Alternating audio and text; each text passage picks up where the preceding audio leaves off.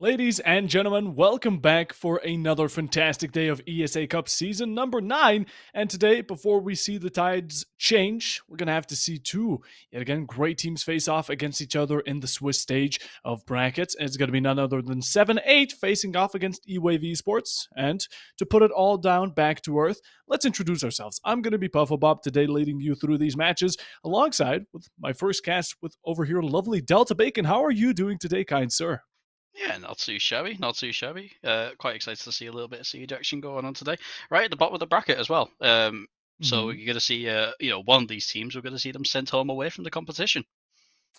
That's unfortunate. They're fighting for quite a lot. You said it. Whoever loses, they're out. You can say sayonara. And in the meanwhile, I think it's time to fulfill our caster quota, and with it, take a look at the predictions we're going to be seeing, or at least the production side of predictions. And well, I think the majority here is going actually it's going to be a 50-50. But what we're seeing currently is a lot of E-Wave, and you yourself, I don't see your vote. What did you vote for, Delta?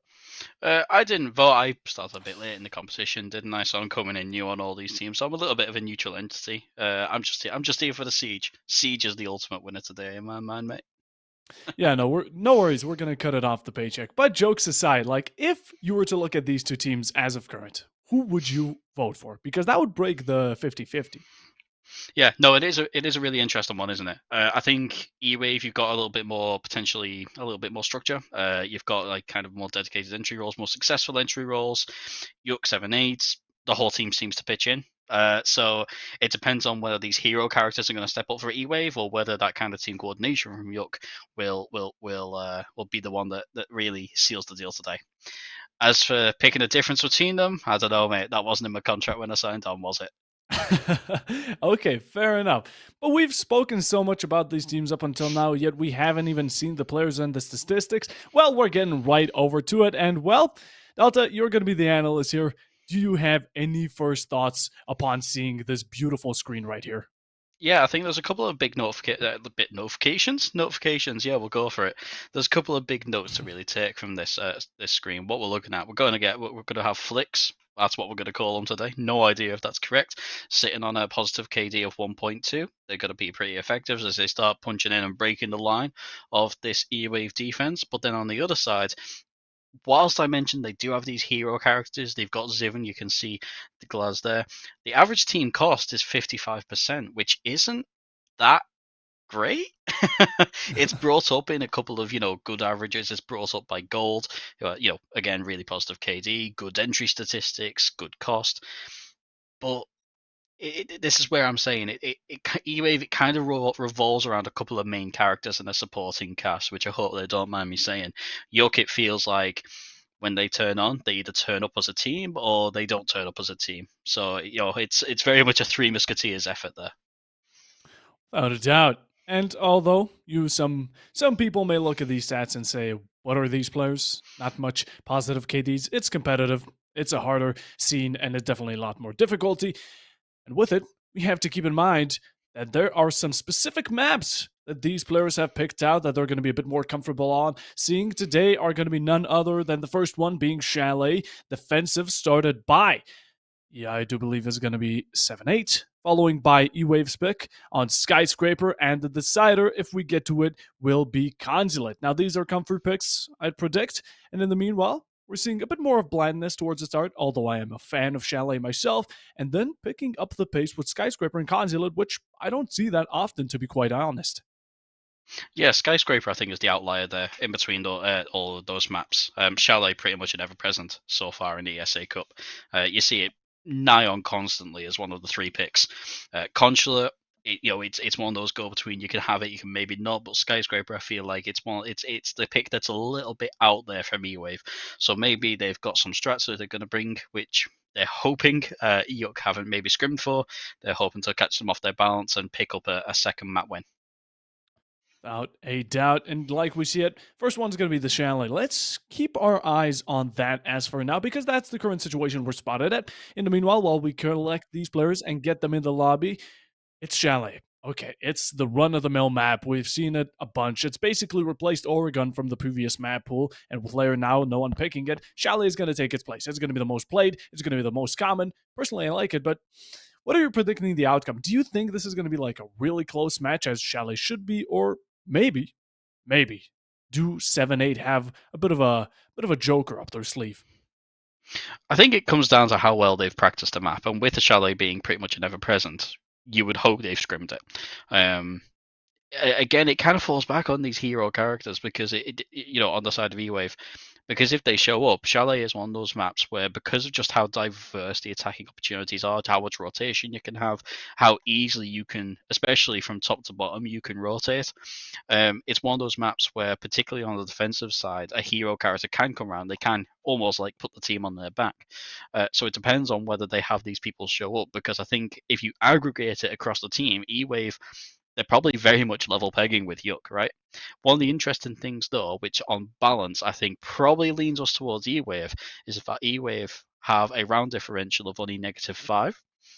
Unfortunately, 7-8, they've got a round differential of -7. That's almost a full, that's, we're getting on our full map worth of lost rounds there. So when you put it in that kind of context, you would have to throw your lot behind E-Wave, I'd imagine. And it's the same time that I'm wondering, although Chalet is played by many, it's a real blunder here as we slowly head towards this beautiful scene right here. That honestly, the first one to win out map 1 is going to be at such a higher position because this is a best of 3 format. So if you win 2 in a row, that's already a victory. It's a quick finish. You go home and you continue. So I'm saying Chalet is going to be a nice little start for these teams because anyone can win here. I mean, 7-8, yes, if they practice more, if they put a lot more effort into their strategy, team chemistry, you name it, of course, all comes down to the point that they have more experience.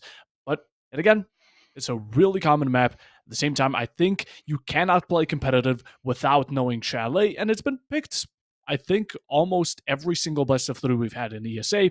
In the meanwhile, though, less of that and more to these operators. The first one getting banned and picked out here is going to be none other than Monty, to be expected. But Delta, what do you predict for Boo. the following 3? Boo, man, boo. I love Monty. Love a bit of Monty, and I think it's a crime that he's almost Absolutely permanently not. banned.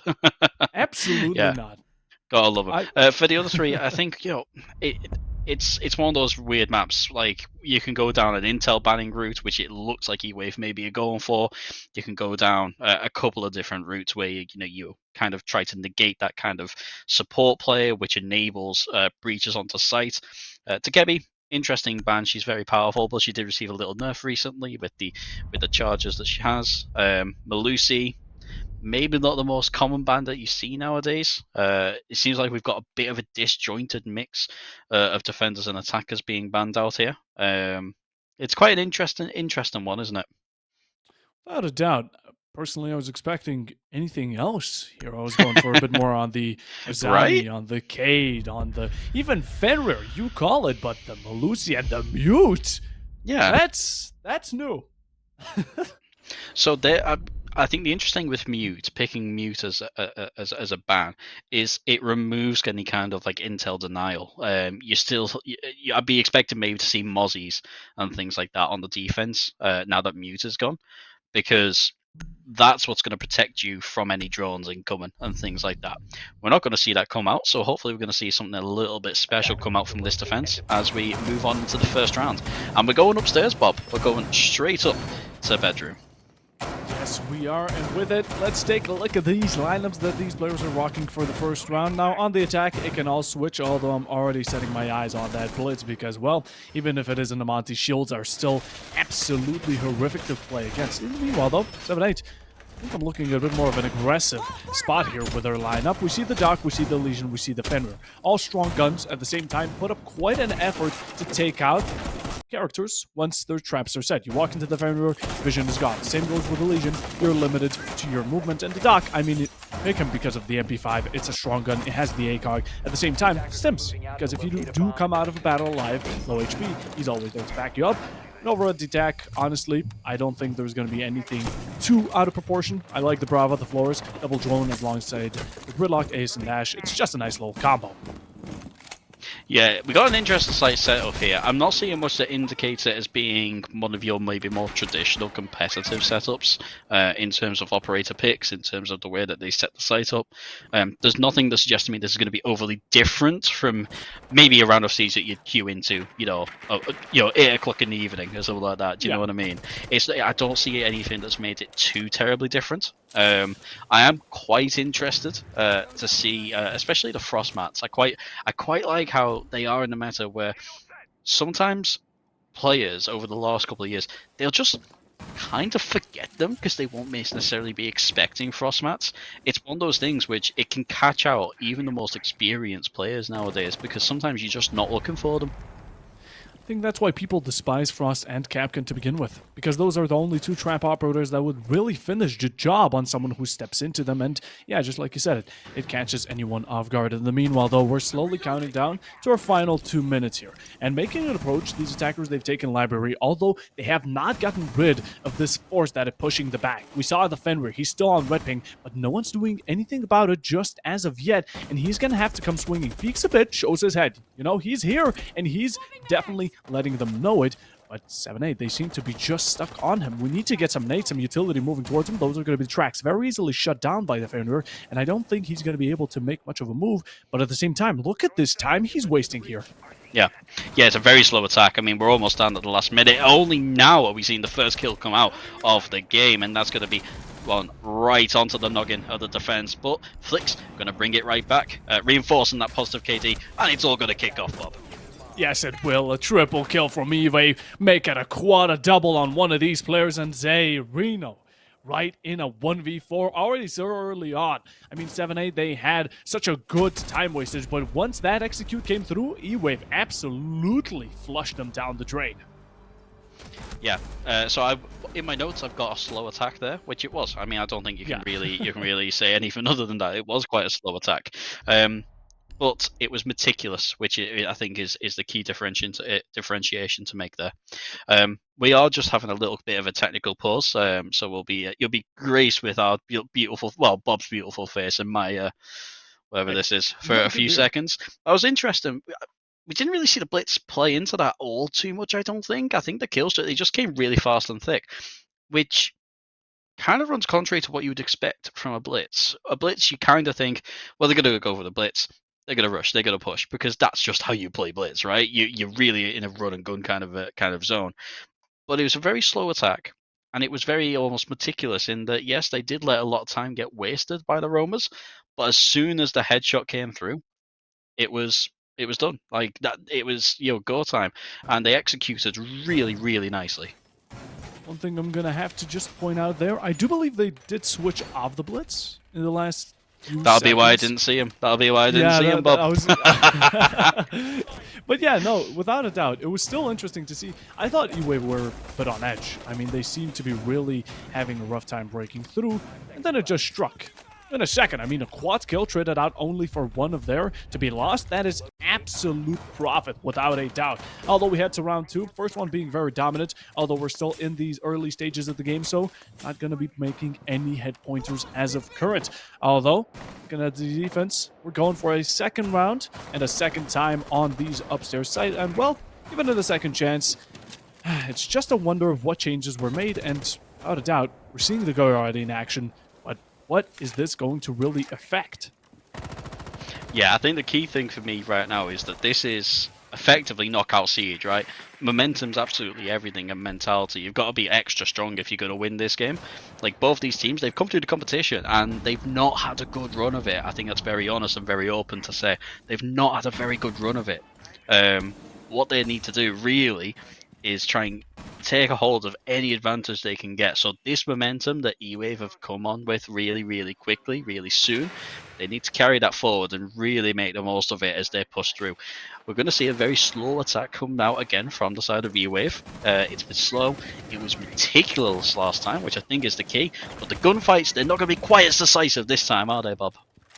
No, there will surely not be some HP exchange between this Gridlock Frost type of, I'll say, collaboration here, as, of course, it's nothing too major, but at the end, you'd probably prefer to be without it. Goy canisters going off at the same time. We see the floors being used to try and flush out these defenders of these strong positions that were so comfortably holding earlier to waste the time. In the meanwhile, it's going to be Hold picking it up. A nice opening onto Flex. That's going to be the one dock. In the meanwhile, Seconds coming right by that corner. That's Mac. That's the Fenrir we were having so much trouble with earlier, but just snowballing it further. Gold with the second in the round, finding not only Zane, but a triple kill here as Charlie returns the fire for 2, but it's quickly shut down, and Gold, what a performance here. This was a quad in the second round. Well, you're not going to argue with that now, are you? I mean, like I said in the pregame, this is going to be a game for EWAVE. It's going to be a game for their, but very much for their hero players to come out. I think Gold really exemplified that there, didn't he? Really fantastic push round, and yeah, a quad. You're never going to argue with that. So that's really well played. Blitz coming out for EWAVE here. Hopefully we won't see that swapped off, because I do quite like a Blitz play there. But one thing that's key to note on that round there, especially, is that YuQ 7-8, they took us to bedroom office twice, right? They took us there twice, which meant they lost the first round, and they looked at it and they thought, that was on us. We lost that round. We can do better, is the mentality. Then they lost round 2.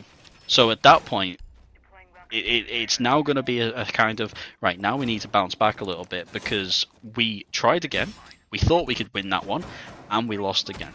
So it's now becomes a game of how they bounce back from that, and how they make sure that they don't let anything negative come into this, given that, especially so, that this is their map pick. This is the one that they wanted to play.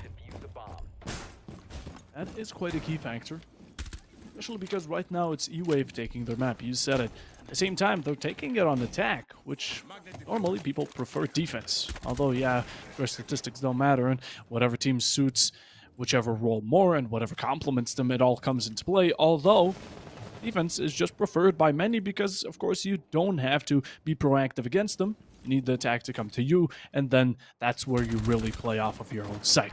In the meanwhile, I do like the use of the sense. An operator I don't see at all. Same goes for the glass, although that's just a bit more of an, in general, situational character. But, yet again, we're on this upstairs side of things, although the site itself is going to be kitchen side. But look at this aggression here from the Ashe, coming in, swooping up a kill, and yet again, that's going to be the opening for EWAVE, starting it off strong. HP's looking low, and you don't have those dock stims on attack. Although it doesn't matter, as Tiro just picks up a second onto Charlie, and it's already that 2-hit count that they've gained themselves, and transferring it over to a third.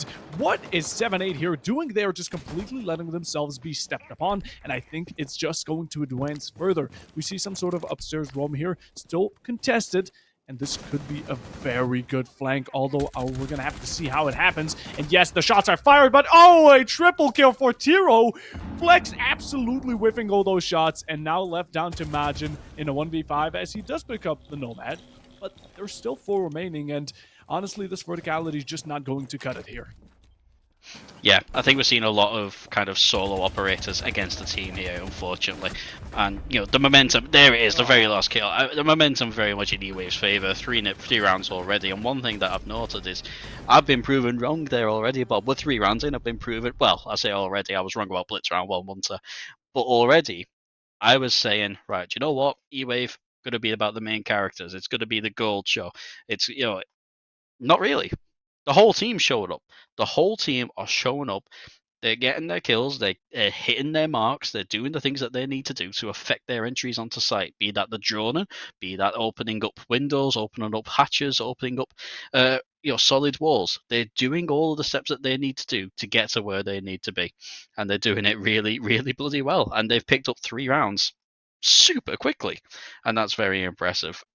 On the other hand, we're seeing a very, very slow roam coming out there from 7-8, and it felt a little bit like there wasn't maybe the communication of, hey, I'm in a gunfight, someone give me a hand, or there's one of them up on Fluke balcony, can you put some pressure on?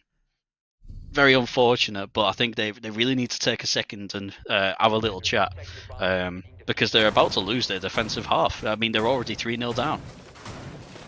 Yeah, for 7-8 here, it can only go up till a draw, and that's quite a concern, seeing as EWAVE, 3-0 lead, 3 rounds in a row, and not that they were close 3 rounds as well. These Yeah, were extremely dominant. It they were left it stumps. always in a 1v4, 1v5. That is concerning, to say the least. At the same time, though, we head into round 4. I do like that the tactical timeout came about because so many teams don't use it, and it's honestly a shame, especially or they use it too late, too early, or they don't. That's the most common occurrence here in competitive, and I love that, 7-8, although their performance may not be out there, they're at least strategizing, and we can definitely put that out to account. In the meanwhile, though, we head to round over 4, and with it, we're slowly closing down on the first half here, with the score being already set in stone that it's not going to be a victory for 7-8 on the first half, although I do believe they're still trying to claim at least some sort of draw, or at least, if nothing else, a 2-4 going over to the attack. Yeah, entirely suboptimal. I do wonder, I'd love to have been a fly on the wall during that little team talk that they've had there. EWAVE, they're going to start hitting their marks, they're going to start doing what they need to do. But here, we have got a basement roamer. I don't think we've seen this over the last couple of rounds, and this is quite a far roam. And this is where I said, I think this map is one of those where you can see a lot of benefit from these offsite roams. We are, however, just going to see Nock run onto site. So it doesn't really matter too much about your roamers, does it? When Gold's just walking on and picking off 2 of them, is it?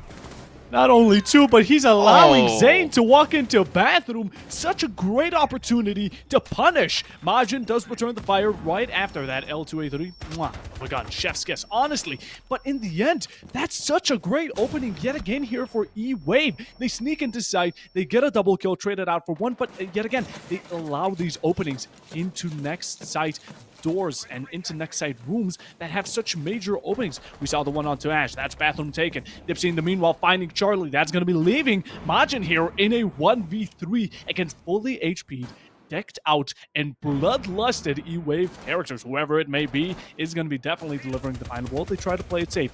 Looking away at the wrong time, and at the same time being in the wrong place, it's going to be unfortunate. These bullets, they give out so much information, and with the HP that's remaining, with the plant that's going down, it's just so much factors to take into account. It's really overwhelming here for Majin as he has to back up into a corner, start reloading, thinking he does down the A's, he does finish the job, but likewise could be said here for the Gridlock as Tiro there to finish the job.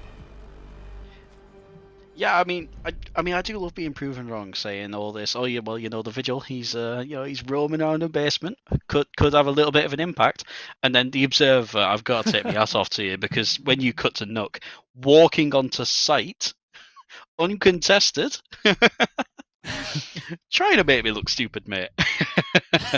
That's 4 rounds in a row for EWAVE, and I'm going to start saying, do you know what? Maybe I've got a little clue about how this game's going to go, which is quite unfortunate. But yeah, I mean, you can't just let Gold walk in like that. Objectively, that's pretty poor, especially given that it comes off the back of a technical timeout. I'm seeing Kitchen Trophy. I've seen Bedroom Office 3 times. I'm seeing Kitchen Trophy again, right? Answer me this, Bob. Why aren't they going to basement? That's a mystery for another day. We'll reserve that question for later. Although one thing that I am wondering, or actually, I don't know if it was coincidental or are EWAVE just tiers of intelligence above everyone else. But you know what's the interesting fact? I feel like 7-8's previous round was the only one they didn't include the Legion, which per se would have been the perfect counter to the Nook walking upstairs. It's a goo mine, information is there, 2 people don't die. And I don't know if EWAVE saw the opportunity and it struck them right in the head and decided, you know what?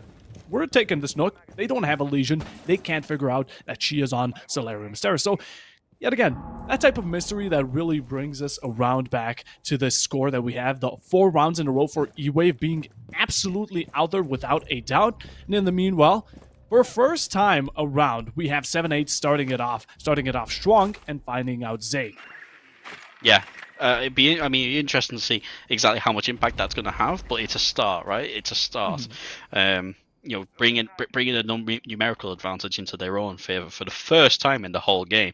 Round 5 is a hell of a time to start, but you may as well start somewhere. It's all about that first step, right? Without a doubt. Flex in the meanwhile, rocking that Boss G. Thankfully, the Vigil wasn't banned, but that could be a bit of a bane towards these players, as of course the Boomstick is quite not to be messed around with. We see the roam yet again from 7-8. We also see Zane on it, and he has that Vector. It's a deadly gun on close range, and it's proving to be time and time again. A nice pick onto Turo, who's been quite dominant. Round after round, he's been really a hot hand throughout this time, even rocking that gridlock. A support can do it as well, and that's proving to be quite effective. Although swinging around from these tracks is going to be downing, or at least finishing the job on the so-called down gold. But in the meanwhile, Aljo, he finally opens it up for EWAVE themselves, but I do think it's just a bit too late, as now they're handed a 2v4 situation themselves. Yeah, I mean, there's still a minute and a half to go, right? There's still a minute and a quarter to go in the round. But they're doing everything right so far, okay? They've got double the numbers, they've got, mostly full health operators, and they can now sit back and they can just defend. And it's down to EWAVE to push onto side. Dipsy's going to start leveling it up a little bit. Not quite there yet, but now the utility's going to start coming into play, where they're going to start wasting the time and making that timer another defender. The 3v2 starting to spell some bad news, offering 1v1s, such as the one we just saw between EWAVE and 7-8 right here, and allowing them to bring a player down is something to be hazardous about. Peeking out the head, same time going through that rotation, trying to play this hiding game, but leaving so much marked openings is going to be finding Aljo a pick, although, yet again, he's found right after. 20 seconds on the clock. He's looking at this verticality. He knows someone's there, bringing him down to 30. At the same time, he's aware of his surroundings. The bullets come out from A. He's not able to punish him necessarily on the point. Not on the dot, not necessarily. But the plant needs to come down, or he needs to collect these bullets. We see the hatch isn't open, but yet again, he had to check. And Magi, well, he checked them in reverse. And with it, is going to be the first round, finally, going over to 7-8, which, like you said earlier, Delta, it's a start. It is a start. I would quite like to see them go down to basement now, I won't lie. I think that would be something that's quite interesting. EWAVE have beaten them upstairs a couple of times, right? If something isn't working, the definition of insanity is doing the same thing and expecting different results, right? And they are going to change site. They're going to go over to Bar Gaming Room. Not the basement, as I would have hoped to see, but it is a change, and a change in how they hold. And we saw there the vertical hold actually be very effective for them, particularly in the late game when they had the numerical advantage. They could hold, they were inviting EWAVE to push onto them, and they could hold them from a couple of different angles. So it worked very nicely for them there. EWAVE, what I've noticed, I mean, you look at the lineup that they've got there, they've been changing off of that every round, right? Which I find quite interesting. It's just that they've got kind of a default base strategy, but then they're configuring their strategy based off the intelligence. And this is where I think their round 4 Nook win came from, where Gold just walked up and into bedroom. That's where it's come from. So EU are playing a really good intelligence game, and they've got the gunplay to back it up. 7-8, they need to counter that. They need to really heavily strat it, and this is why I think maybe taking Mute off the board and not playing Mozzie was a mistake. Round 6 aboard. First, the final one of the first half. I'm looking at this EWAVE lineup, which is a change of pace to say the least. The Ying, the Lang, and the Maru ready to rappel into whatever she's aiming for. Thatcher as well, although there isn't a dedicated hard breacher, and there is the Yinkadelis coming out. Zay, he finds out Tiro. That's going to be a great one. The Maru swinging by, but we already have players just rushing in, and Magi does deliver one. Dipsy in the meanwhile, he pockets the second, and it's a 2-for-1 deal. Although the pings are coming out, and a swing over to the dock is going to be huge. Dipsy finds him, but yet again, so is the Vigil. Found just like the Fenrir, a triple kill, as this rush could be a great success over here for EWAVE to finish out the 5th round. But you got to watch out for your fireplace, because Zerono, he's hanging around and he's tight. Wants to keep it for himself, as the plant is now denied. 150, we still have so much time for these attackers to just go for a refrag game. Get this information and lock this Zane out of sight. Maybe push him out. Get it, whatever is done, it's an advantage. Flash is slowly coming out, the line going for the plant. I think it's spotted by the Goyo. Yet again, it's a strong gun he's rocking with, but it doesn't matter when Zane comes swinging from the right. And with it, EWAVE are going to be taking their 5th round and going into the second half. Absolutely fabulous. Absolutely key round. Absolutely key round for both teams there. Both teams needed to win that, really. I think EWAVE needed it to stymie any kind of momentum that 7-8 would build up off the back of, picking up their first win and having, not a dominant, but, a scrappy, good, pull it back victory in round 5. But then round 6, just to bring it back like that. Yeah, they changed it up. They allowed 7-8 to get comfortable with the idea of, okay, they're going to start setting up for a minute. They maybe start taking gunfights around a minute and a half in with half the time gone. And there we saw the rush. I think the round didn't get to the 1:30 marker. Someone might be able to correct me on that, but it was a very fast execute. Is the point? It all happened really, really quickly. And again, like I say, what I said about 7-8, the whole team showing up, EWAVE are doing that. It's not the main character show. It's an ensemble cast through and through, playing some really nice Siege. Really well played from them. We're going to move over to the defensive side now for EWAVE, and it'll be interesting to see how they make that differentiation between 7-8 and themselves, how they go about putting everything in their favour. What's another thing I've spotted out by EWAVE here that I really love? It's when we took a look at 7-8 on defense, right? They were rocking the Doc, the Legion, whatever their strategy implies.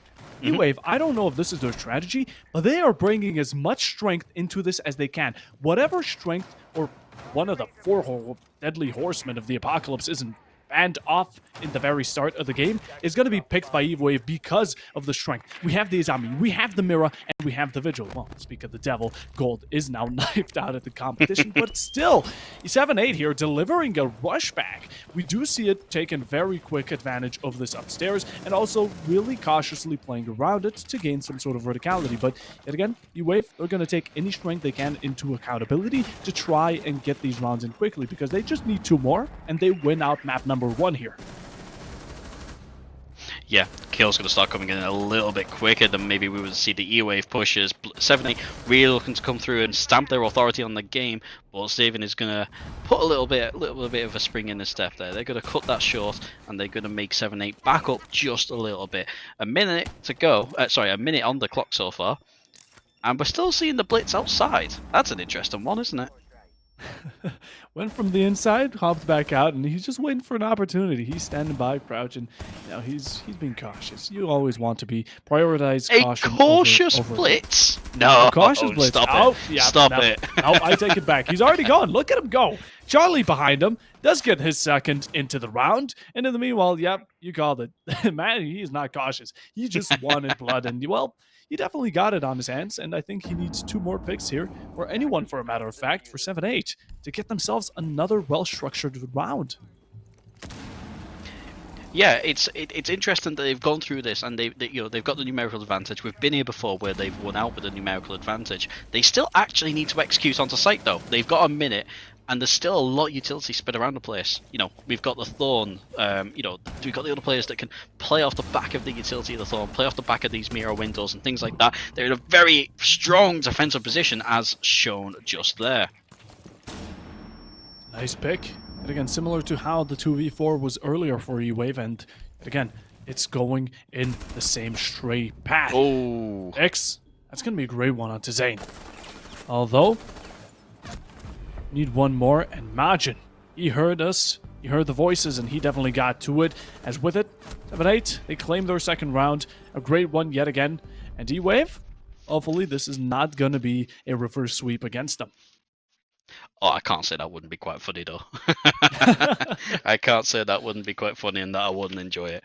But yeah, I mean, that's a good start for 7-8, and they needed a good start. No one would want to be looking at round 8 match point, would they? So they really need to bounce back in a big way. I can't say they've done it just yet, but they have picked up quite a key round. Interesting that we saw their bar lounge and we're still not seeing the basement. Like, maybe this is just me being a bit of a fuddy-duddy, but basement would be an almost instant pick for me, especially on the previous defensive half where we saw 7-8 not go there at all after losing 5 rounds. I may, am I missing the trick here? Is basement no longer in the meta, or are both these teams just maybe hiding strats? What's the crack there? This is knockout. This is Personally, knockout siege. This is where you use your yeah. strats, surely. From my personal experience, I'd consider the top site to be the one I wouldn't pick. Yeah, downstairs would definitely go before anything. I think first floor would be top priority, but if I'm considering top or bottom, well, it's definitely not going to be top here. At least the floor, that is, although we'll have to see. Hopefully we get to see it. Hopefully no one wins by then, and maybe just someone wants to take a bit of a gamble. I don't know what these players are thinking, although it can't be any good if we haven't seen any different sides besides upstairs, bar, and of course kitchen. In the meanwhile, though, in a bit of a second look over upstairs, it seems like EWAVE also took a liking to it. And at the same time, we see that Azami back, which has only been used by EWAVE at least the majority of the rounds. Yeah, we can see the site set up. One of the things that I'm quite passionate about saying is that there's a site set up by the defenders, of course, right? There's also a site set up by the attackers, which is, kind of engineering your way through all of the utility that goes down to affect your entry onto site. And we see the Flores drones coming through to really start affecting that entry onto site. Without a doubt, Hero taking heavy blows here. I mean, he's going bar for bar, but he's the only one taking any damage, although, Zane, with that stim, he's definitely going to be an absolute MVP in this battle here. And, like you said, Flores Jones making the advancement, and 7 never mind. Yet again, Charlie with it, does get traded out. Dipsy does manage to get those ACS-12 shots going, although missed shots by the piano side could be quite deadly here for 7-8. They've got themselves a nice little run-in, and I think they're looking to continue it as Zane Reno does find himself Zane in the meanwhile. So much Z's in the names, although we're finding yet again a disadvantageous situation EWAVE are stuck in as of current. Yeah, they've kind of abandoned that top site hold now. They've delayed them for 2 minutes, but the issue is almost all of the floor on this site is completely soft, and so that can be used against you. Now, the only real operator that can kind of use that is realistically is the gridlock. Apart from, obviously you've got the ace there opening the hatch, but for making impacts in these soft walls, realistically all you've got is that shotty on gridlock. So I don't think we're actually going to see a huge amount of vertical play come out here. So maybe some perhaps suboptimal operator picks here. That's a really nice run out though, coming out there from Agio, really pulling his team forward. Spotted someone over by the trophy window, and Magi, he spotted out Dipsy, turning that advantage back to them. And yet again, it's going to be EWAVE completely cornered out. They got a good run in, and they got this nice kill. Majin does manage to turn it out, and with it, it's going to be Flex here to finish the job. And such quick turns of events. I mean, 7-8, they managed to get that advantage running. Then EWAVE returned it for 1, got that sort of similar man count. And 7-8, they didn't let it slide. I mean, they took it personally and just brought hellfire upon them in the final few seconds. Yeah, and the interesting thing there is I thought EWAVE really had the advantage in defense there because, maybe they didn't know it, but the attackers had no way of really creating this kind of soft verticality. So there was no way for them to take advantage of holding the top floor, but they didn't properly hold these vertical stairways. They didn't hold the pathways from top to ground floor. And that's kind of what lost them the game there. That's kind of what lost them the round. That inability to hold, especially those trophy stairs there. So a win coming for 7-8, starting to pull it back slowly but surely. Still a bit of a mountain to climb. They need a near perfect game of Siege in the meantime, but they avoid match point and they pull themselves forward one more. So it's altogether a very positive round because they're also kind of warming up in their gunplay a bit, aren't they, Bob? They're not losing the gunfights that they were in rounds 1, 2, and 3. They're a bit more of an even footing now. Yeah, that has been something that's been recurring a lot more. And seeing as EWAVE basically won, 5 rounds in a row, let's say it like that, just to make it sound a bit more interesting. 7-8, I think they're trying to return a similar state. I think they're really trying to get that overtime going, and if not that, even a 7-5 for themselves. I mean, we're seeing these rounds are a lot more consistent. The teamwork is there. And in the meanwhile, as we head to the round standing before those double-digit rounds, as we slowly start counting towards them, we're on the kitchen side again. Yet again, EWAVE, they made a lot of mistakes that I could call out from the top of my head. I mean, the Azami picking onto trophy stairs, that was no reason to call it out, especially with the 3v3 that was handed. Currently, making that fast approach. 7-8. I think they're looking to claim even more rounds than they already have. I will note, however, that 7-8, they've not been winning with the same dominance that UOT were towards the start. So maybe this is just an equalization of the kind of momentum that we're seeing, and it's going to be a bit more of a slugfest as we go forwards. So kitchen trophy again, quite notably. What am I going to mention, Bob? They're not on the basement, which I would love to see. But the gunfights, they're going to come through a lot faster from 7-8. You know, they're not taking their time. They're doing their site setup, but they're also applying pressure nice and early onto EWAVE. If I here have to come out quickly, especially because of this verticality that's contested by defenders. Although, EWAVE having a good waste of time. 7-8 making a fast approach in the meanwhile. Blowing up everything, we see the floors, we see the ash slowly clearing out utility, we're trying to secure it. That's the way of going about it safely, and taking risks sometime may work. But yet again, it's a gamble, and we don't want to see any of those just as of yet. No kills drop. Slowly playing off of these windows as well. Love to see it. It's a lot of cutoff on the rotation. And in the meanwhile, slowly counting down on our last minute here on round 9. Seems like everyone's just stepped back, really let go of that aggression. Yeah. And hopefully, 7-8 here will slowly start pacing it up. I think maybe potentially a little miscalculation from 7-8 there is not bringing the ram or something that can, or a sledge or a book that can make those vertical holes in the soft floor. You know, they've got the chargers, but they're slow, they're unwieldy, they don't do a huge amount. I would maybe prefer to have seen a ram or something like that. Same gun, really good entry, but then also being able to affect a huge amount of soft verticality for the team. But they'll start picking off the defenders as late in the round as we are. Majin here picking it up like a double kill. Put it in the dictionary. It's in his name. And Zerino is going to be following it up with a triple for the side of 7-8 here. Dipsy gets one, gets the second. A deagle in hand.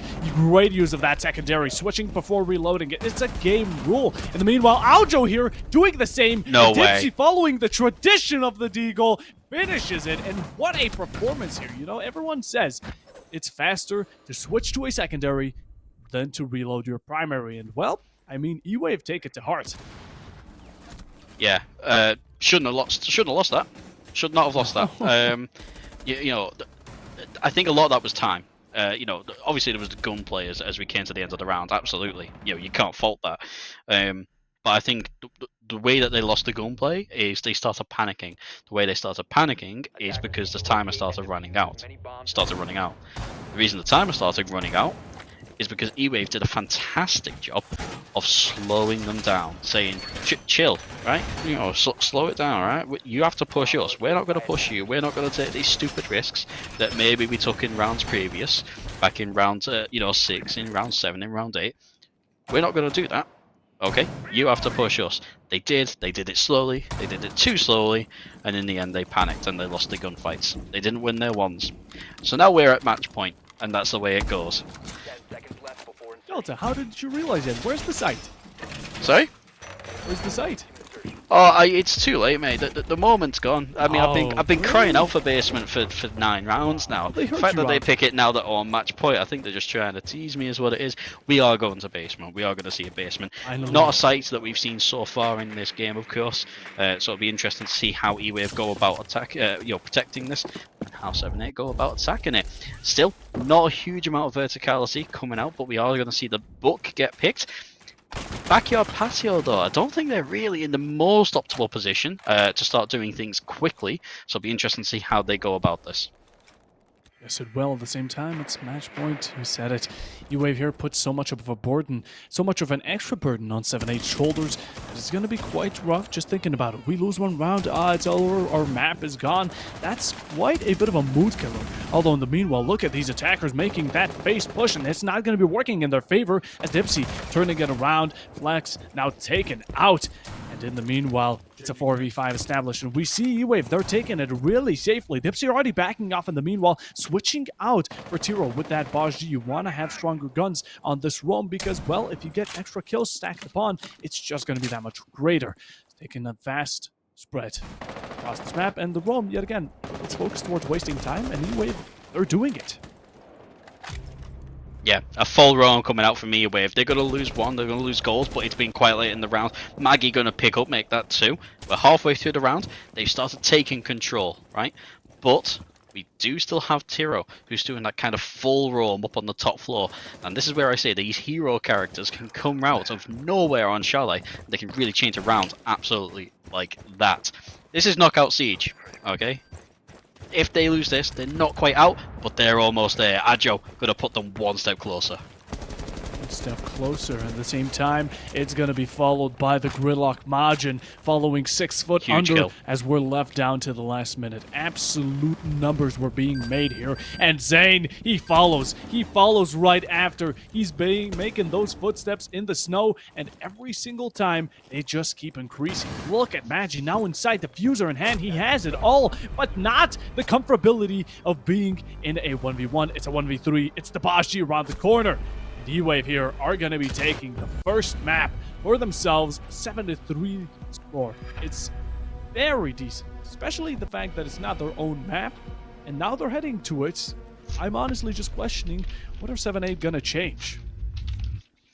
Yeah, I think in the break that we're going to have coming up, they need to have a really good long hard look at themselves. They need to have a very honest and frank conversation, because they've just lost their map pick, right? They lost. I mean, I think everyone's going to pick Chalet in the ESA. I think it's pretty much a foregone conclusion. But that was their map pick, okay? They wanted to play that, and it's just been taken from them. And not only was it taken from them, it was taken from them convincingly, okay? They lost their chosen defensive half. They lost that 5-1, right? Including the use of a tactical timeout. So they're in a rough spot, right? And as I keep saying, this is Knockout Siege. Yes, this is still part of the Swiss League. The loser of this goes home. The loser goes home. So in this upcoming break, they really need to sit down. They need to think, bloody hell, how do we get around to this? How do we actually stop, stymie the flow out of this? Because this is it. This is their last chance saloon. It's all down to this, but before we get to it, we're going to be taking a small little break that was mentioned prior. And with it, stay tuned because it's about to just get more heated, and we'll be back with you in just a second.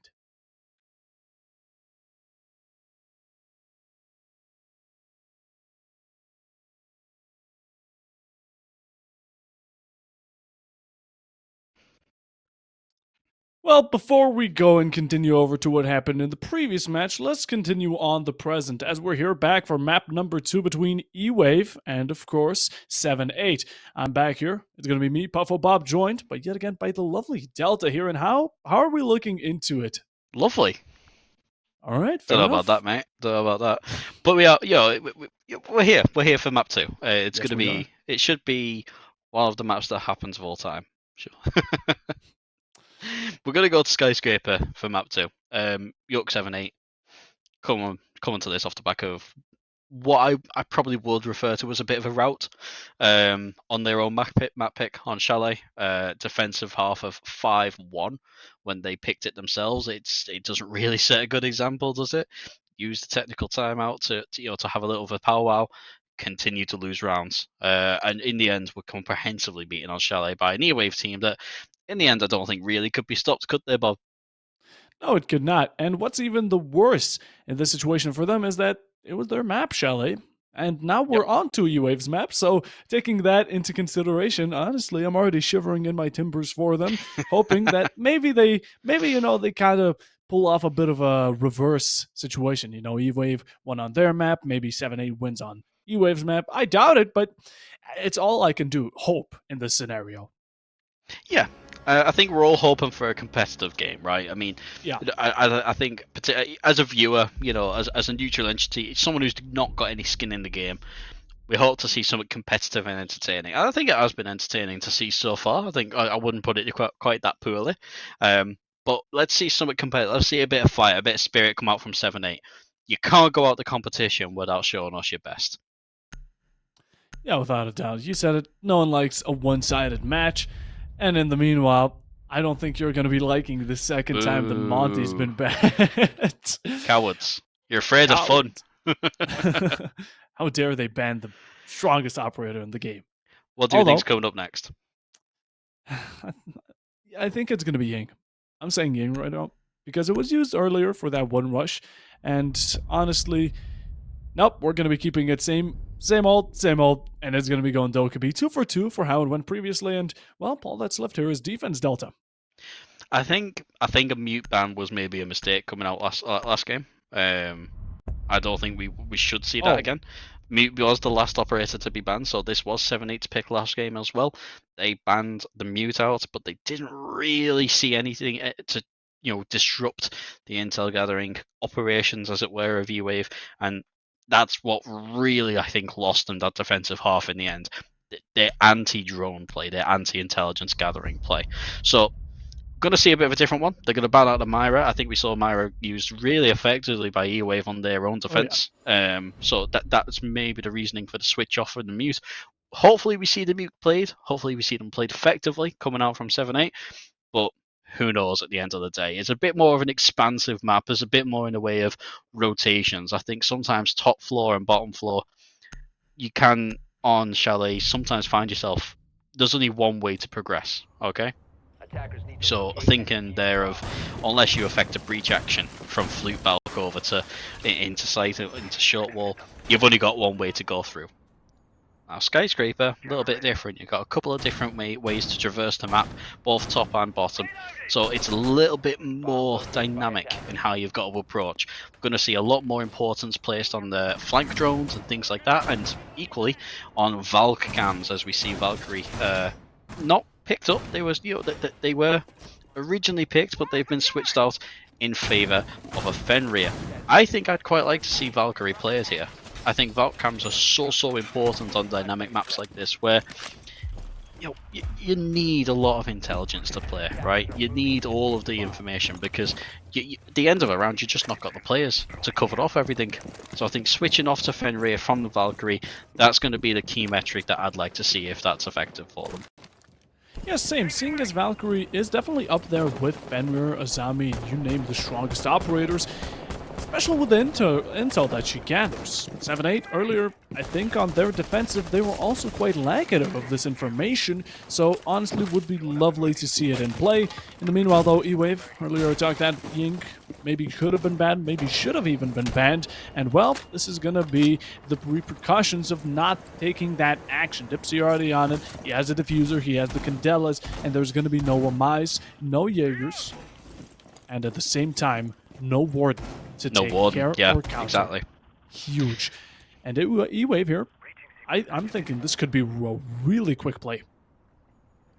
I don't know, a minute. They've not really started setting up the site then, but this kind of echoes how they played over on Chalet, doesn't it? Where for the first minute of the game, they'd just be setting up, okay? They'd be preparing, which suggests to me that they've really scrimmed heavily, both Chalet.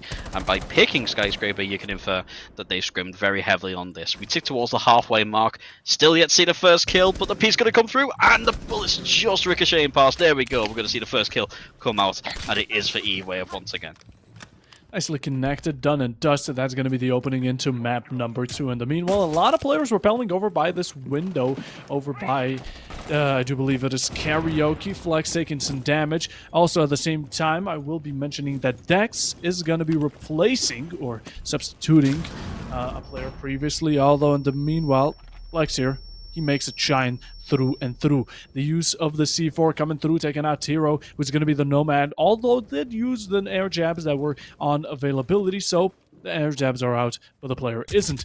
Still Ying waiting out, and we see 2 players right now locked over by this A site. All of defense is locked into this one site, and this is going to be extremely dangerous. Majin picks up gold. There it is slowly coming out. Those are the Candelas. Blinding 1, but I don't think it's going to be a full commit just as of yet. Still 3 in the chamber. Still an Ace and a Grim to help out. And 40 seconds on the line, just waiting to slowly rush in, to strike like thunder. And with the breaches slowly, it's all slow. It's all slow. Really don't want to make it too hasty, because that's where punishes and mistakes occur. And now, shotgun up close. That's going to be Flex, downing Dipsy. A nice double for him in this round, as it's a 4v2, and swinging around is going to be Ace right into the smoke of things. Although you got to watch out for the mute, and that's going to be Flex with the triple, all left hanging down to Dex as he's repelling on this window, and in the end, it's just too much pressure. Yeah. Honestly, I think a lot of that comes down to the setup. I don't think the Fenrir played up as much into it as you maybe would have hoped, but it was all in the setup. It was all in how they prepared. I think maybe a little bit of a misplay from EWAVE, not taking full advantage of the Yings, not taking full advantage of the fact that, you know, through their droning, they probably would have noticed that, as you said, there was no Warden, no Wamai, no Jaeger, so no throwable denial. No flash denial, nothing like that. It was all just fantastic setup and a little bit of a lack of planning, I'd argue, from EWAVE. 7-8, they're going to pick up the first round, so they've started with a bit of momentum, in stark contrast to how they started over on Chalet. Really nice victory for them there over on Geisha. Influential as well. Started off, they were probably really happy right now, seeing as how maybe they're not too proud of the performance on the first map. Now they're thinking, you know what? Got this. It's also a round on defense. I think Skyscraper is a bit of an attacker side, especially seeing as how much openings you can get, how easy it is to secure certain rooms, and how there isn't much security for defenders in the first place. I'm gonna say that right now defense, winning out as much rounds as possible before going over to the attack, is 7-8's key to victory. Although we have to see it happen, we have to see the door be unlocked, and in the meanwhile, EWAVE are going to be picking a bit more aggression with it, as Dipsy is going to be picking up the Blitz. Yeah, Blitz actually going to get played in this round by EWAVE, so this is the first time they're going to bring the Blitz out and not swap off it. We are seeing gold on that Nook again, which is quite nice as well. It's going to be interesting to see though. Are they going to be cautious? Are they going to take a while to set up as they have done previously with a fast execute? Or is Blitz going to really start pushing in Dipsy, hoping to make an impact? Falling short on time. UOT really tend to go for things in the last minute. Yeah. Just in a burst. It's not slowly applying pressure and then putting out the players. It's having it all go at once. Dex, that's one onto Charlie. A second one onto Zerino. A double kill for himself, as Aljo is going to be in a frost trap. You mentioned it earlier, people just don't seem to put that into their head because it's so much to process at the same time. A 5v3, good start for EWAVE, and they're looking to advance off of it. They still have the Blitz full on HP, and at the same time, they just rush through things. They break through this line of defense, and they're looking fantastic. Yeah, Dex really making an impact as a substitute, and presumably not having warmed up at all. You know, ice cold really coming into the game, already sitting on four kills, which is pretty fantastic for them. Back looking strong. Current man count looking weak over for 7-8. As they look to return the fire, C4 is popped, and it's going to be connecting onto a very delicious. weak Aljo, finishing the 20 HP to Ace. And bringing it down to this 4v3, that's a start. That's getting into it and into the groove of things, although they need to keep it up. The proactivity, it's there, but can they execute off of it? Can they really be influential on it? Not for much longer. Gold, he finds Majin. That's going to be the PDW with not only one, but a second as well. A good double kill for himself, but not only for himself, EWAVE in general, as Dex is going to be swooping around the corner and claiming the final. Yeah, I think that's. I think Zaven wasn't doing bad at all for EWAVE back on Chalet. You know, they had a good game. I thought. You know, we don't even know why necessarily that this substitution has occurred, but what's clear is that it hasn't impacted the momentum that EWAVE bring into their attacks. You know, still very fast, still very meticulous in how they start to execute. I think the key to warding off an EWAVE attack is to really disrupt that kind of almost setup phase, that planning phase that they go through in the attack, where they've gathered all their information and they're starting to configure the site. That's when your roamers really need to be hitting them and keeping them off balance. In that round there, 7-8 didn't really pressure them for the first minute and a half. They didn't stop the attack from imposing their will upon the game. They allowed them to take territory, and ultimately they allowed the execute to start. And I think EWAVE, if they get to that point where they start and execute, as a team, they're really starting to commit to it. They're really powerful at that stage. So I'd like to see a little bit more of a coordinated roam game coming out from 7-8. got around it. UOT returned. It's a nice little rivalry they started out. 7-8, well, they noticed that if Dipsy's going to be bringing out a shield, why don't we do the same? Reno on that clash. An interesting pick, but again, a very situational operator, depending on the site, depending on the circumstance. Mostly seen in Consulate, I'd say. The Skyscraper, haven't casted the map in a bit, and in a bit, it's going to be now turned into round 3 over here. 7-8, and again, slowly ticking it down, and in the meanwhile, they're going to be finding Dipsy. Majin, that is a huge pick, not only taking out a following player, but at the same time, that's the Blitz gone. Yeah, early pick really disrupts. If you take Blitz, Blitz forms a central pillar of your attack, right? You don't take Blitz without having a plan for Blitz. And taking them off the board really quickly, that's exactly what I was saying. That now forces EWAVE to adapt, to improvise. Will they overcome? Who knows? But it interrupts the planning and the execution that they had. So now they've got to refocus and decide on another plan of action. How this is going to play into UAV's strategy and how they're going to have to turn it around for themselves is honestly the big question. You lost the Blitz, but now you need to regain something in return. The Clash is still around, and there's no one necessarily to punish it. There's not a Nomad, there's not a Sophia, there's not a you name it to take out this Clash necessarily, besides Nate's, Hope, and maybe just some wrongdoing on the side of the 7-8, which, honestly, seeing as how locked they are this time around, it may not even come about. Slowly just waiting around EWAVE, yet again looking for these opportunities, and prior on Chalet, well, they were given them. This time, 7-8, they're not falling. They are definitely not falling down to their knees, throwing these C4s, going for quick peeks, and nicely retreating. Yeah, and you can see here the round very much has slowed down a little bit off the back of that early pick. So they've really disrupted what EWAVE were maybe planning on doing. I do love that Clash play. Yeah, just peek your nose out. Just peek it out. Nice little C4 kill. That's going to further stymie this attacking side's kind of momentum going forwards, and that's absolutely key. They're going to invite the attack to now start pushing onto the Clash. That's a very important pick, though. It's going to be the Clash, although in the end, it leaves 4 gold in a 1v4, and with it, 7-8, they start bringing the sort of dominance onto their own side and prove, well, no, the competition is what you wanted, and that's exactly what we're going to be giving you. Yeah, I think Maggie stole an ace there, unfortunately. It was a quad kill for Mizjin. Or yeah, that's going to be my best attempt at pronouncing that. And Maggie picking up the last kill just prevented the ace. But yeah, exactly. Yeah, so that's maybe a bit unfortunate, but you'll take the victory, right? Knockout siege. You can't be picky about who gets those kills.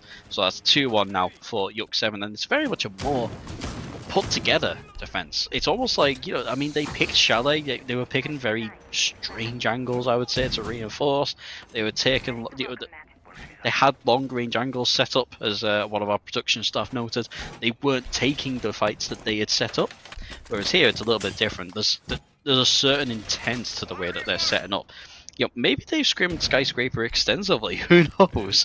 But you know, we've been brought here, and so far, it's not the dominant display that we saw from EWAVE reversed, but we are seeing EWAVE struggle to put their will on the map that they have chosen. With what we're seeing, 7-8 here are rolling natural 20s time after time. Again, it's definitely not luck, and they have improved. It's something different in this round prior to what we saw, and 7-8, it's working out for them, so don't fix what's not broken.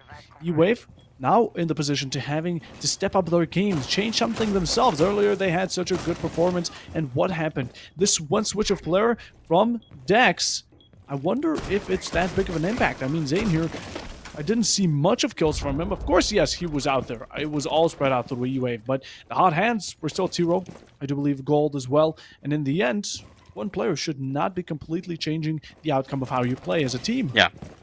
I think what's notable as well is in the last game, before Chalet, I mentioned I thought EWAVE would maybe be kind of centered around these hero characters, right? It wouldn't be an ensemble cast. I was proven wrong. Yeah. All of them turned up for Chalet.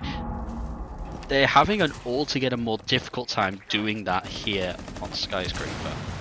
You know, there is these, you know, it is gold, it is the deck show, And it's not the Dipsy, the Tiro, or the Ijo show. They're really struggling to pick up their picks, pick up their frags. So they're struggling. And again, can't emphasize this enough. It's their map pick. So maybe something's going a little bit wrong for EWAVE. Just maybe. At the same time, EWAVE, they haven't been able to find anything for themselves. I mean, they're stuck over by this exhibition side of the map, hoping to yet again claim any kills, claim any gadgets, claim any type of ground that they just open up, but leave for granted. EWAVE, not making a good approach here, trying to take over Geisha in the meanwhile, and going off of these cutoff on the rotation, you get it one, but it's instantly traded out by Charlie, who spots the difference and manages to really put it on the dot. A 4v4 back to square one. All these players really tight in the situation, and Tiro tight on HP. 17 isn't a good number, especially when going into the next gunfight. Keeping that in mind, Energy could be looking at a similar position, and this is where those Goyo canisters are really going to come into play. Shutting down one of those doors, limiting EWAVE to what they can peek and what they can't, is now going to be a tough decision to make. Tiro makes it, and he says, I'm going to take out Charlie. That's going to be the opening. But yet again, it's brought down to this equalization soonly after. In 7-8, they are not backing off of this challenge that they're given. Flex, sadly, off the board. That's going to be the SMG from the Cali. Dipsy, he does trade it out. Yet again, leverage is for them. They bring this sort of establishment that they craft. And in the meanwhile, just like earlier, for the second time, it's brought down to a 2v1. And with it, nice. EWAVE are going to be returning a round in for themselves. Yeah, it was a very unconventional roam there, which I thought would flip it a little bit. Where goals got dropped from a roaming Goyo of all operators, an operator I don't personally associate with roaming. They're very much an equal opportunities roamer, I suppose. But it's not an operator that I think, yeah, you can pick that and you're just going to run around or do your own thing. So a bit of an unconventional roam. And I thought that would change things a little bit, but EWAVE, they stuck to their guns, and they made it work ultimately, which is maybe a bit of an oversimplification, but they did. They made it work, as soon as they were in a position to start putting the plant down, that maybe panicked this 7-8 team a little bit into pushing into gunfights that, in other conditions, they maybe wouldn't. I thought the Kali was a very interesting pick. I don't think they had the most gigantic amount of impact on the round as a Kali. I don't know. I don't think Skyscraper is really the map to be bringing a Kali, for me anyway, personally. So that was quite an interesting pick, and I was surprised that with a Kali in the slot as opposed to something else, that they picked up the win based just off the operator picks. That was a bit unconventional. It's interesting. At the same time, Cali, this isn't a map like Bank where you can take gunfights from the outside and really execute and punish. At the same time, capitalize off of the fact that you have a sniper rifle. It's going up close into Skyscraper. I find it interesting too. Although, like I said, it worked out. They made it work. They made it work. And even though if Cali may have not been the major thing about it, it still worked, and that's what matters here for EWAVE. 2-2 score. We see Gold right now clearing out major utility, doing it fast as well. This vent going from the roof all the way into sight. Clearing out shields here is going to be such a big pick. It's going to be a very nice head start as they do try to approach site itself. I do particularly like the way that EWAVE play. I can't lie. I really like the way they go about attacking sites. You can tell that their intel game is really strong. Their droning game, understanding, how the game state is. I think they're particularly good at that. And that's what led to their rush win when they rushed site in. I think it was round 6 of Chalet, where they just rushed because they had the information. They knew where their operators were. They could go ahead and do it. So this is one thing that I quite like about them. Again, the one thing I think where it is a weakness is that when they do execute, it's late enough in the round that it maybe doesn't afford them the time to refocus if the execute doesn't work. So it's slow, it's meticulous, it's attractive siege, but if a plan doesn't execute, it maybe stops them from having the time that you would need to actually go ahead and refocus and come up with something different. Getting down to the wire, down to the last minute here. 7-8, EWAVE. All players still kicking and live and well. It's going to be an absolute brawl in the final moments here, as all of them are looking to find the opening. Charlie, you received some damage. Nothing to really worry about as of current. As long as it doesn't snowball, as long as you keep your composure, it's all fine.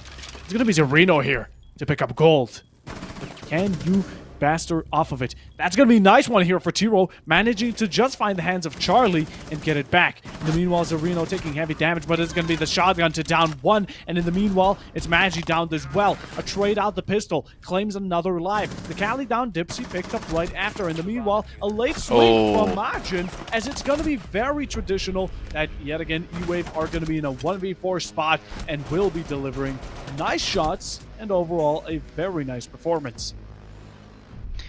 I think Dex coming in has been very powerful. I mean, they're doing some really, really delicious stuff.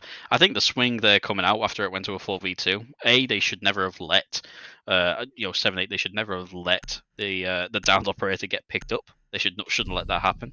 I think that was maybe the time to go attack, because whilst they're being picked up, it's effectively a 2v2, right? So I think that's the time to maybe push any advantage and try and pick up a couple of frags. But then it was almost like they just didn't see it, because the swing came out, and I believe it was Azir. I believe it was Dex. They swung out, and they just picked up the fight, and that completely opened it up.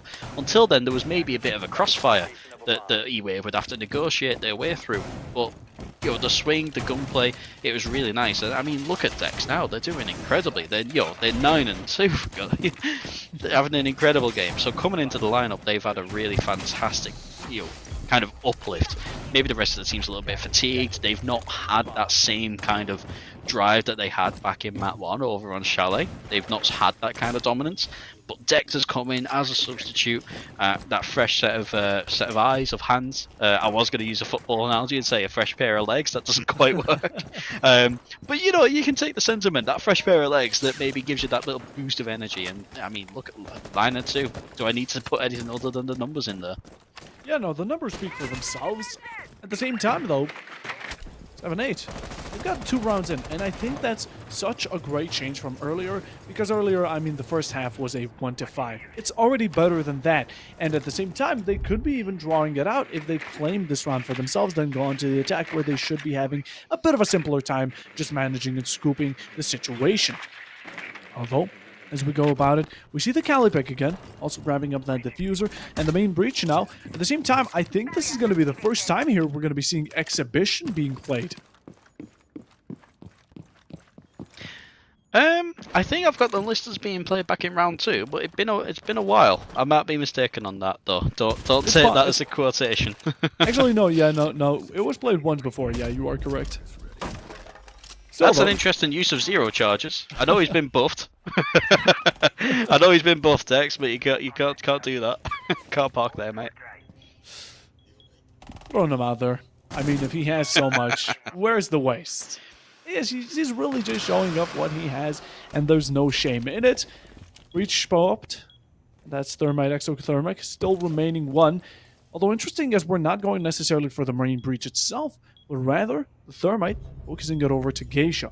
Charlie setting his eyes on the prize, getting an opening here onto Dex, who has been the hot hand. Although Gold finding this clash, that's going to be huge. That's the shield off board. That's another great pick over here for Aljo as he picks off Charlie, who picked off Dex. So it's a nice little refrag, a late one in the meanwhile. C-Force from below, replays by Majin, not being able to pick off another for the attack. Slowly counting us down into this last minute here. Red pinging coming out. At the same time, this information is going to be crucial. You got to watch out for these pre-placed positions, like these breaches that were really earlier established by these attackers, because there could be someone hanging over at the balcony, and we do love seeing that. 7-8 here is cautious.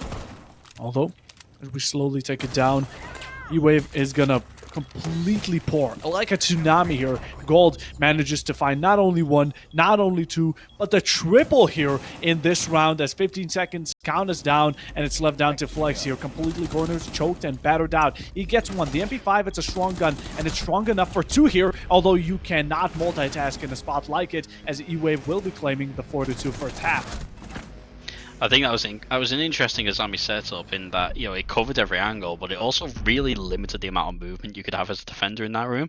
And once the attacking side, once they knew where you were, the only real option for moving or relocating was to drop hatch. That was the only thing you're going to do there. Yeah. You're really limited in how you can move, which means that you could be pinched very, very effectively. So I'm not a massive fan of how the Azami was applied there. Because it did really limit how much the defenders could move. 4-2 then for EWAVE, and at this point, if you're 7-8, if you have any kind of timeout available to you, I think you've got to start thinking about using it, because at this point, they're 3 rounds away from going out of the competition. That once again, in case you've only just joined us, both of these teams so far, they're 0-2 in the Swiss League, which means that the winner of this match gets to continue. The loser, they go 0-3, and they are dunked out. They're sent home. Goodbye. Finito. Dunzell, Washington. So, it's knockout siege, effectively. And yeah, I think part of that is you need to bring a mentality, almost a scarcity mentality of, we're not going to get another shot at this, so you need to leave everything out on the field to put another football analogy into it. Yeah, it's a rough situation. At the same time, I think 7-8 here could be already stressing out. I mean, they are very at the position of sweating over a cold stove, as currently, I mean, we see them, they've lost their map. They're in a losing spot. They're at a 2-4. And just how much that brings upon a mentality of player here could be insane. Although, they're definitely not backing down. I mean, Charlie here has also been quite on the kill feed. At least has been really showing himself to be that Ashe player. He may not be on the top of the leaderboard, but he's still really putting his name there. At the same time, going downstairs, taking out these bandits. These Ashe chargers are being put to work. Dax putting himself to work and taking Flex out of his job. Now a 4v5 established by him. EWAVE, they get the opening, and this has been really a determining factor in a lot of rounds, that the opening pick was the one that got the round won by the end. Although, a trade coming out. A 2-for-1 deal by Charlie as he gets himself a double. That's a huge land, and at the same time, as we're looking to capture more off of it, we're making this advancement towards Gold, who throws and chucks. He shoots and he scores a nice one as the C4 claims yet another victim here. Yeah, interesting that all this is happening like the opposite side of the map from site as well. Gold doing their thing, all these frags coming through. This is like kind of the setup phase, right? They're not even anywhere near the objective just yet. Their diffuser's down, miles away from site, and now they've got it all to do. Arjun, it's one. Nice little run of the mill when it comes to these clutch situations. You're looking for the 1v1s. Although swinging around here, I don't think he knows about Gold, who's just weaseling his way. What an absolute rant, but it's a fair game, it's competitive, and you're looking for any advantage as EWAVE. They get another round, and this is where the heart starts pumping for 7-8 as 2 more rounds. And EWAVE, they take it home. Man, that was Gold there with a steel chair, my word. That was brutal. But I mean, yeah, you're right. You're looking for those 1v1s, but equally, when you're going up against fraggers like Gold, you got to be on your A game. And I thought it was maybe a bit of a mistake not to just go for the diffuser and go around to site. You know what I mean? That they've got Aroma playing wide out where all the fighting's happened over on that side of the building. Just go for diffuser, maybe rotate around, have a little look, but naturally as Garsos, we've got the benefit of hindsight and the benefit of not having adrenaline pumping through our veins. And also the benefit of not being 2 rounds away from elimination. That's 4 rounds on the trot for EWAVE, bouncing back from 2-1 down to now go 5-2 up. So, momentum in their hand, map in their hand. All the kills kind of going their way as well. And they're just 2 rounds from victory. It's really terrifying, I can imagine, for 7-8, as seeing that every round from this point on is a second chance. You lose this one, it's already match point. Then you just have to hope and pray that that's going to be enough to save you. As EWAVE, I mean, they have been all over the place. They are a jack of all trades, good absolutely everywhere, and not making it, although completely one-sided onto a single player, but without a doubt, you know, give credit where it's due. Dex is not Oh. only going for these spawn peaks, which he could have the confidence to do. I mean, look at it. He's advanced from 9-2 or 9-3, whatever it was, to 11-4. He's keeping those kills coming, and that's what's working out for his team. Out of the 7 rounds we've had, he has had basically almost 2 kills each one. Yeah, Dex having a really impressive game. Coming in as a substitute, presumably completely cold. For 7-8, this is the moment where you want your big players to stand up and say, listen, yo, who are we? You know, how are we going to get through this? Charlie picking up, leading the line with that first kill onto Tiro. Not the most effective kill so far. We're not seeing any progress or pushing come off the back of it, but that's a numerical advantage and they'll take it. They'll take it, and they'll return the fire. The Pokeball finding Magic, capturing out that Blitz. You found one more in your Pokédex, and now it's a 4v4. HP looking quite similar between Dex and Flex. In the meanwhile, every single other player is still that 100%. Legion Goose sticking their thorns right into the feet of the Gridlock. An unfortunate event. It's a bit of an annoying operator, but the information is key, and slowing down that attack is what we're looking to do. Lore's drones blowing up. Absolutely nothing. Probably a strategy in there that I'm not aware of. Although, EWAVE putting up such a strong presence, such an aura around themselves. They push back 7-8 without having to do anything. It took so long for 7-8 here to start making their way into sight. And yet again, they're at a roadblock for a second time. What do? We go for breaches, yes, but what after that? We see that they're blocked out. It's electricity. Now they're stuck yet again. Do we peek? Do we not? It's taking these risks that have put 7-8 at such a discomfort when playing through. The breach is out. The thermite is. So another player is out. That's going to be the Zami. Aljo finding himself off the deck, but so is Majin getting one onto Dipsy. It's a 4v2. Very dominant for 7-8 here as they could claim the victory, and I think this is going to be a round that's going right over to their board as Charlie, that's one onto Dex, leaving Gold in a similar position that Doc was earlier, although he does snipe off one, needs 3 more, and that's just something that I don't think will be happening this time around here. Oh, never say never though. 20 seconds on the clock. All they need to do is really waste time. Gold in a fantastic position here. The diffuser not going down just yet. I don't think they've got the information. Gold just going to hold their angles. Oh, he's holding them strong, and he manages to take off the one. He gets the second. No way. That's going to be the revolver. Don't let it happen. No! And Majin just in the final seconds. Oh, having our hearts skip beats. That revolver had me crying. I mean, it was almost like a Western standoff, and he seemed like the main character there. But round 8, 0-7-8, breaking this type of streak that EWAVE have had up until now. And we're 2 rounds behind and slowly climbing up this ladder.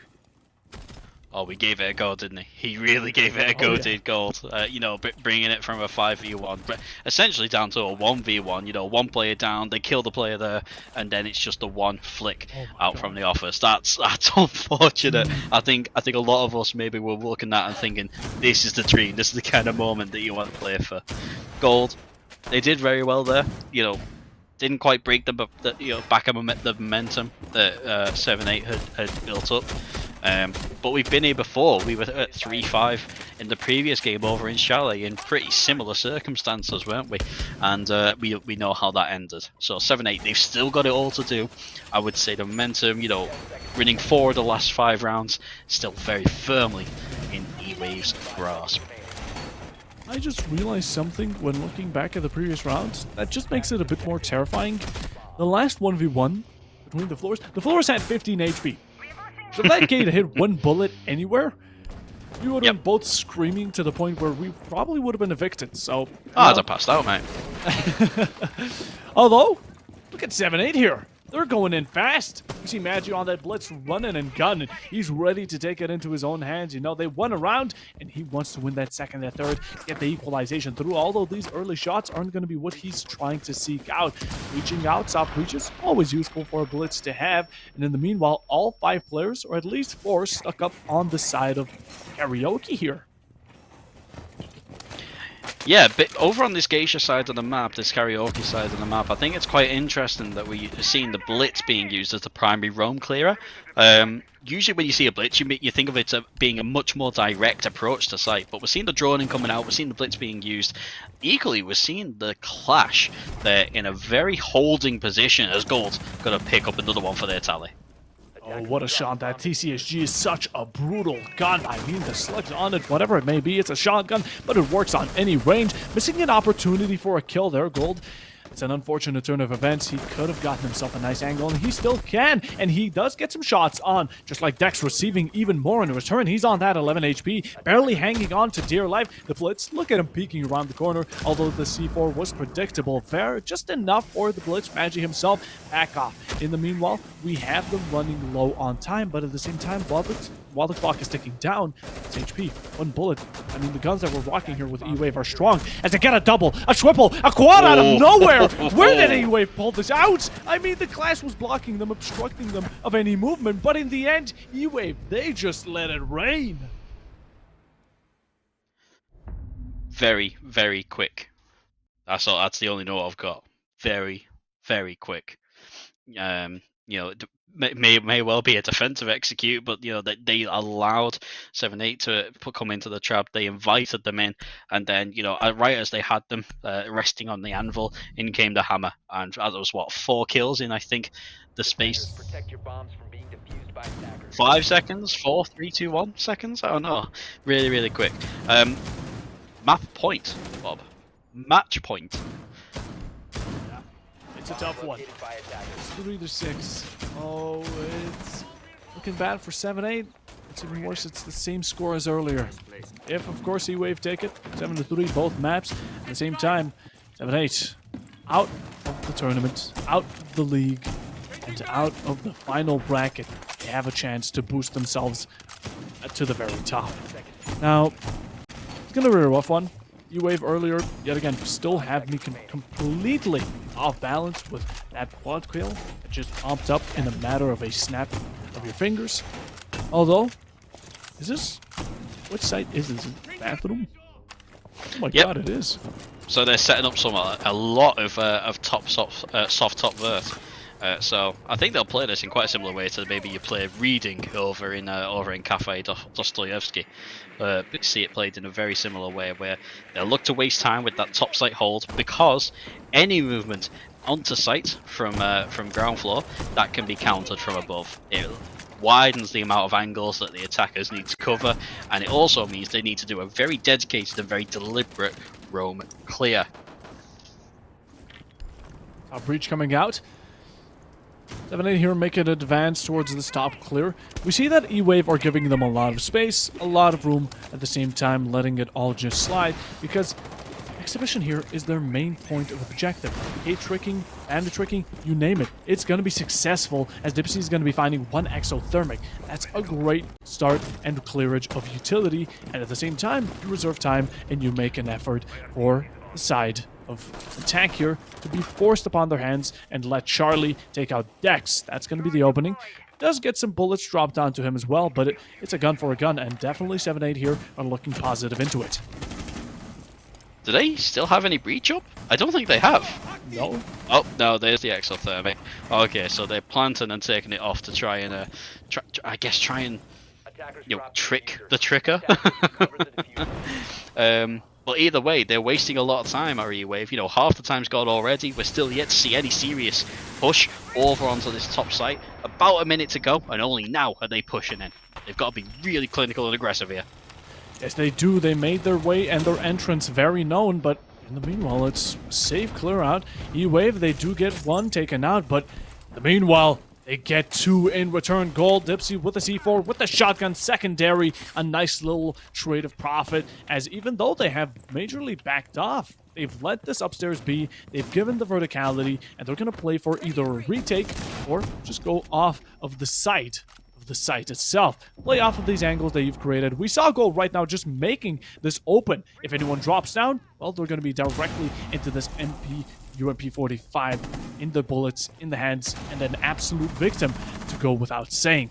Charlie, 35 HP, Meanwhile, we have both of the sports still rocking it out. 20 seconds on the line, and we're going to have to really push things down because if we don't, I mean, it's obvious. 7-8 here. They get one down. Charlie gets one for himself. That's going to be a nice one onto Dipsy. Lands more than just one bullet. Gets second and a triple into this round. Gold left standing alone in the rain, really suffering and really in a tough position. Flash is coming out. Utility is going to be very limited, and you're playing against your own site now as pings are coming about. He pulls out the secondary, finishes off Charlie, and looks to find the second. Going for these 1v1s, I've always mentioned it, but that's the key to claiming clutches. But the time limit, it's gonna be a burden. You gotta do it in the next 23 seconds if we reserve 7 for the defuse, and it's slowly taking us down. We also see the verticality from one of 7-8, and it should be locked down and loaded, as of course that shotgun makes its way through, and Gold, I think he noticed. He's going for a stick, although will he be getting it through? It's spotted out, it's faked, but it doesn't matter as Areno just shooting through the metal pipes, and with it, claiming around 7-8. They get themselves closer, but they are still a bit behind. I thought he almost snuck it there, you know. I thought he almost ninja'd himself in. Gold again with the almost clutch. The almost clutch. It's still match point. It's still very much danger zone for 7-8. But they're scraping their way through these rounds, aren't they? It's very much a bit of... I mean, listen, they took site. They got Diffuser down. I think that's the first or second time we've seen Diffuser go down all game. But it's still coming down to these last moments where it is a 1v1. You know, that's the second 1v1 we've seen them take to win a round. Where Gold has, you know, taken out 2, 3, 4 of them beforehand. So, their post plans, they're only just making it. They're getting incredibly lucky, and they've got to get lucky 3 more times. You know, if they're going to get anywhere close to pushing us over to Consulate for map 3. So it's very much dangerous for 70. To their credit, to their benefit. They are.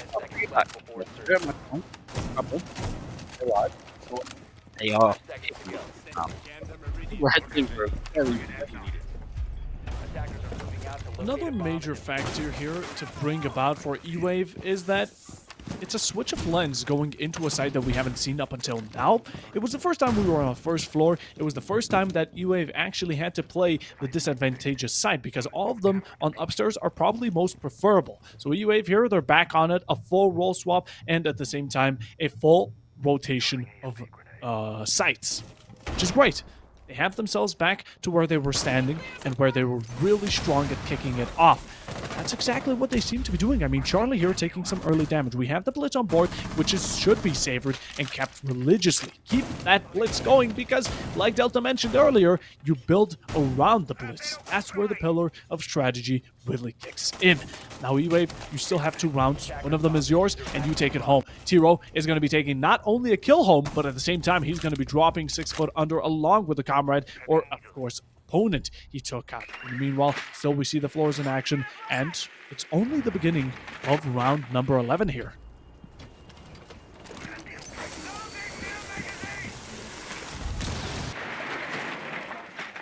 All right. Still looking quite strong. You see the bandits. Oh, and there's going to be the blitz, but not without a strength of a trade.